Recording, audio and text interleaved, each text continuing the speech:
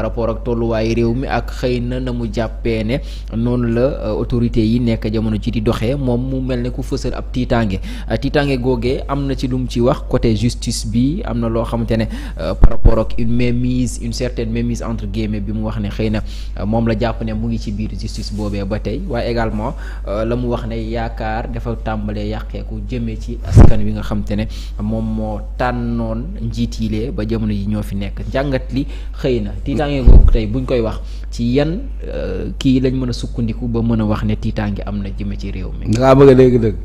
daaw na. Robert Bourgi day fen day kàcc day fen c'est vrai ah. day fen. Voilà monsieur boo xam ni c'est un maître chanteur. Voilà monsieur boo xam ni il a été au cœur du dispositif. De la France-Afrique. Il n'a même pas honte de l'afficher, de parler de son parcours qui est ponctué de compromission, de porteur de valise. Parce que quand il se réclame sénégalais, moi je doute même de sa sénégalité. Il a été là comme un larbin de la France pour jouer les sales boulots. C'est ça la vérité en fait. Trafic d'influence pour dire qu'il a l'oreille du président parce que il conseille, c'est pas, mais attendez, ñun judduwuñu mais am na loo xam ni ci histoire Afrique moom da cee bokk parce que juste après les indépendances la France à travers De Gaulle ma li ma la wax ni c'est de l'histoire ils étaient obligés de donner des indépendances entre guillemets, mettre des préfets de la France et des marionnettes de la France, que ça soit en Centrafrique, que ça soit au Gabon et partout ailleurs en Afrique. ñoom ñu amoon seen benn cellule de l'Élysée, cellule africaine de l'Élysée boo xam ne ñoom ñoo doon def les sales boulots. ñi gëstu ñëpp da ngay dégg ñu wax la Jacques Foccart. Donc moom son père spirituel c'est Foccart. Il a été dans ce rôle de mercenaire, de porteur de valise. Maintenant les robinets sont fermés parce que tout simplement dañu am leadership boo xam ne bi ñu ñëwee dañoo dumóoyu France. amatuñu leadership boo xam ne dañuy dem sukk jébbalu ci France wala France di def chantage ak racket comme la France a fait un chantage sur Muammar Kadhafi, comme la France a fait un chantage sur Laurent Gbagbo qui ne faisait plus les affaires, il fallait le dégommer, le démettre, jusqu'à même utiliser l'armée française. Léegi nag relation France-Afrique boobu moom il était dans ce dispositif. Maintenant boule bi dafa changer. Et le changement est inéluctable et inévitable. On a un nouveau leadership qui est venu. On a une ligne diplomatique. ñëwul def du suivisme à la sauce française. Un leadership qui s'affirme, qui s'assume et qui assume sa souveraineté. Donc ce qui fait que moom dafay def opération de com pour faire des appels du pied. Mais c'est peine perdue. Je ne veux pas rek yam ci parce que son parcours est très sinistre, parce que son parcours est ponctué de petits coups quoi. Regardez, ça c'est Laurent Gbagbo qui explique. Bourgi transporte des valises comme c'était dit. Une valise de 2 milliards qu'il transporte. Robert Bourgi transporte des valises comme c'était dit. Ah bah oui. Ah oui. Ah bah oui. Il traverse les frontières avec les 2 milliards. Waouh. Mais après ça, ils vous ont fait ce qu'ils ont fait, monsieur le Président. Vous ne leur avez jamais parlé? Non, mais... Et Chirac... Donc moom c'est un porteur de valise de la France. Ah, il n'a rien à dire. Laurent Gbagbo wax na ko du moom rek ak ñeneen moom si boppam Robert Bourgi toog na di wax yi mu doon def. donc xëy na da nga jàpp ne peut-être opportunité yooyu tey ñoom ñoo. waaw dañ léegi les robinets sont coupés. Il faut que moom mu def. Voilà quoi, pour se faire entendre pour ko mais faale wuñ ko en quelque sorte. beneen bi li muy wax nee na. dañu instrumentaliser justice. La justice. Où était-il jamono bi nga xam ni Macky Sall mu ngi instrumentaliser justice pour tëj ay adversaires politiques comme Karim Wade. fan la nekkoon bi Macky Sall tëj adversaire am Khalifa Sall fan la nekkoon bi ñuy boom plus de 80 sénégalais yi muy cité naan crise politique. ban rôle la ci joué. feraloon na fi sax Karim Wade mel ni jamono. toog na nee na Karim Wade da ko woo nee na ko nañ indi France pour mu intervenir c'était une connerie quoi comprendre nga mais yamul foofu. il faut nit ñi dem gis ko pour xam c'est des maîtres chanteurs et ça ne passe pas. beneen bi quand il dit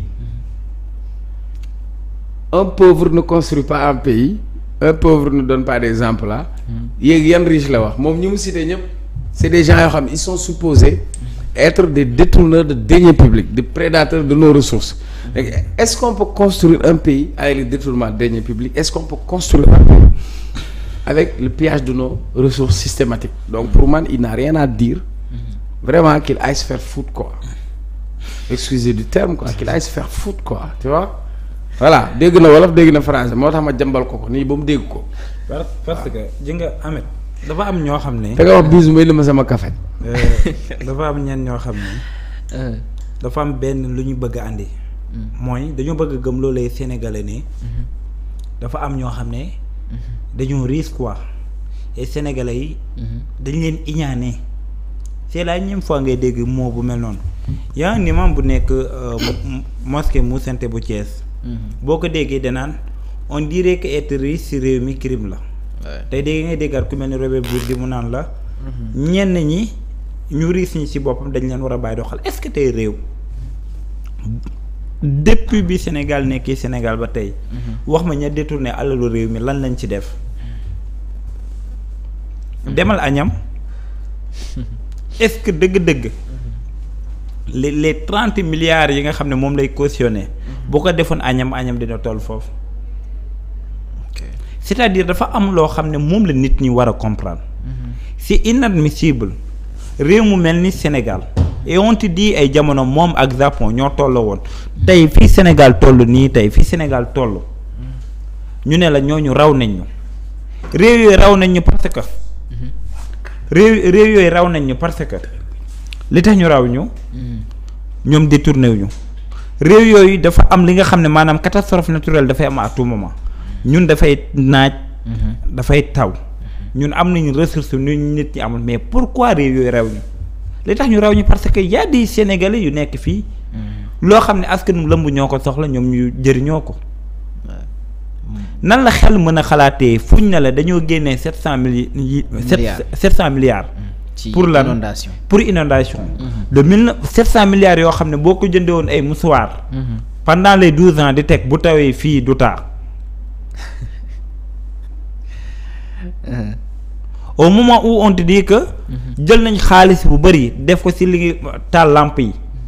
benn waaye jóge fee ne la poto lampe buy jar 2 millions man andi naa ko ci 200 millions. c'est-à-dire maanaam 200 000 c'est-à-dire leen la ñu war a comprendre. mooy la woon ni na. képp koo xam ne jox nañ la réew ak noo mënti toll te nga bénéficier woo ci alalu réew moom da ngay rendre compte. et booy wër ay ennemi wu réew wala wër ñi nga xam ne ñoo tàdd réew mi mooy ñi ñu jàpp tey bu ñu yemoon ci li ñu war a yem. tey réew mi du yegg ci fii et imagine ñoom ñëpp demal jëli ji la waaja doon wax sànq ma la koy tooñee bi may andi xale bi ñoom ñëpp ma doon rey ñoom bi ñu leen di andi tey ñoom ñëpp leen doon rey mais bi ñu leen joxee suñu xaalisum réew. ñoom ñëpp seeni kër baax nañ seeni jabar jekk nañ avant ñu leen jox réew mi ku leen gis da nga leen di ree naan xale bi waa ji mais ñoom ñëpp tey tabax nañ seeni kër tedd nañ am nañ seeni tool seeni doom a ngi dem au moment où les Sénégalais ñu pauvre nañ maanaam dañoo jox ay nit ne leen jëriñ leen réew mi ñu jëriñ seen bopp te jëriñu réew mi tey bu ñu yoraatee réew ñu ne kaay leen ngeen rendre compte. ku jaarul woon yoon yet bi dal sa kaw nga dégg des personnes ñu naan un risque loolu mooy lan réew daal la ñu yor képp ku sàcc alalu réew mi nañ la tëj ci kaso bi. ñu doxal bonne gouvernance loolu bu amul réew moom mënul avancer. d'accord merci. en tout cas tey ça permet de. c'est une page qui est tournée dans nos rapports. d'accord avec la France qui était une France paternaliste. Une France boo xamante ni nous on avait des marionnettes quoi comprenez. donc peut-être réaction bi dafay daal di confirmer xëy na opposition wala bokk différence bi am entre les gouvernants d'avant ak ñi nga xam te ne. Ah bien sûr parce que loolu dafa changé parce que ñoom rôle yi ñu doon joué. mooy tey président yi fi doon nekk dañuy nekk ci ndogal ak ci waaw France am ay intermédiaires yoo xam ne ñoo doon jaar ci suuf parce que France amul dara.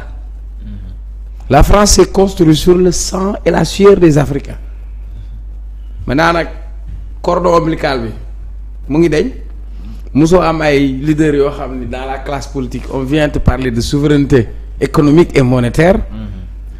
Le précaré français bi France amoon cette mainmise en Afrique de l'Ouest amatu ko et kii bokkoon na si ñi doon jouer les sales boulots donc moom fi toll ni dafay xataraayu donc bëri na ñoo xam ne fi ñu waxee ni dañuy jëfaru parce que dañ doon jouer yenn rôle yi maintenant nous on a un état décomplexé, une diplomatie décomplexée et puis voilà page boobu tourné na quoi. Face peut-être à ces genres de réaction lan moo war a doon surtout li nga xam te moo di taxawaayu njiit yi nga xam te ne ci ñoom la genre réaction yi di jëm par rapport ak ñoom ñi nga xam ñoo ñooy def réaction yi ak peut-être ñi ñu jàpp ne mën nañoo nekk ci ginnaaw également. Oui mais du au-delà de sa personne ñoom dañu am toute une stratégie ils vont commencer par des journaux comme Jeune Afrique ak beneen journal bi parce que bu njëkk ba les chefs d'État dañ leen doon napp pour ñu joxe ay mallette pour ñu defar seen image léegi nag stratégie bi ngay gis yëpp ça commence même ci seeni médias RFI ak France 24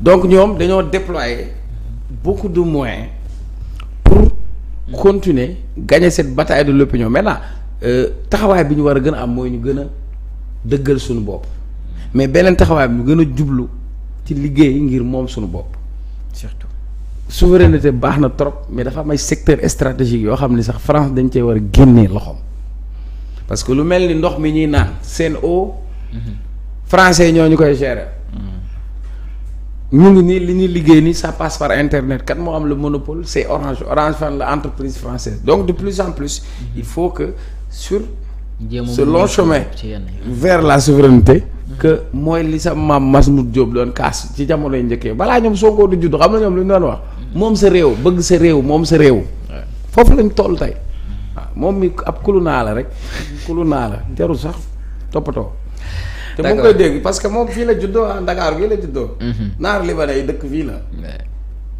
xam na li ñuy wax bu baax. d'accord merci Cheikh Omar Daouda dañuy daal di wëyal waxtaan wi. ci biir Daouda géem fu mu toll Iran nga daa jëgaay. bi information bi ma jot moom bi. soxna dañ ko denc ba ci kër. baa mu ngi ñoo ngi roqos bu baax rek. non benn seen Israël la ñu piraté teg fa ay audio ay waxi Hitler. bon dëgg la parce que ñoom booy yow Iran rek Iran ak ñoo pare. te mais li waxtaan bu am solo xam nga tax Iran pare. Iran depuis seen révolution bi depuis 1979.